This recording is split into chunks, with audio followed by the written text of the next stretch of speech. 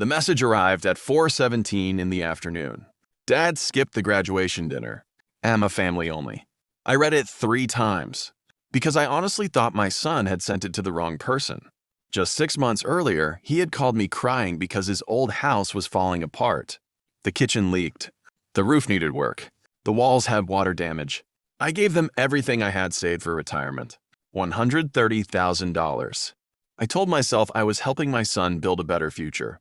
Now, I was being told I was not family enough to celebrate in the house. I had paid to save. So I did not argue. I did not beg. I simply looked at the documents I had kept hidden in my desk. Because there was one thing my son and his wife had forgotten, whose name was actually on the deed. My name is George, and I am 67 years old. When my son and his wife bought that house, they did not have enough money to close the deal. They came to me with promises. They said it would only be temporary. They said they would repay me as soon as things improved.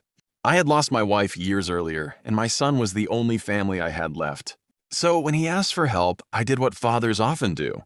I helped without asking enough questions. I paid the down payment. I paid for the emergency repairs. Then the renovation costs started growing. Every time they called, I sent more money. New roof, new kitchen, new flooring, new plumbing. $130,000 disappeared from my savings. But before giving them that money, I had made one decision they never fully understood. I had protected my investment. The ownership documents had been handled properly, and my legal interest in the property was clearly recorded. My son knew about it. His wife knew about it. But then came the graduation dinner. I was supposed to arrive at 6. At 4:17, my phone buzzed. Dad skipped the graduation dinner. Am I family only? No, thank you. No apology. Nothing. I sat in my living room, staring at that message, and suddenly, every check I had written came back to me. Every sacrifice. Every promise. Every time I chose their future over my own comfort. Then I smiled. Not because the message did not hurt. It hurt more than I can explain. But for the first time, I understood exactly where I stood in their lives. I picked up my phone and called my attorney.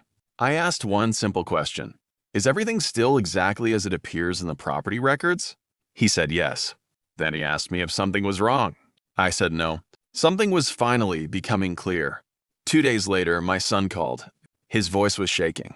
Dad, we have a problem. I asked what happened. He said they were trying to refinance. The house and the bank had discovered something. I already knew what that something was. My name. My legal ownership interest. And suddenly, the house they had treated like their private kingdom was not something they could control without me.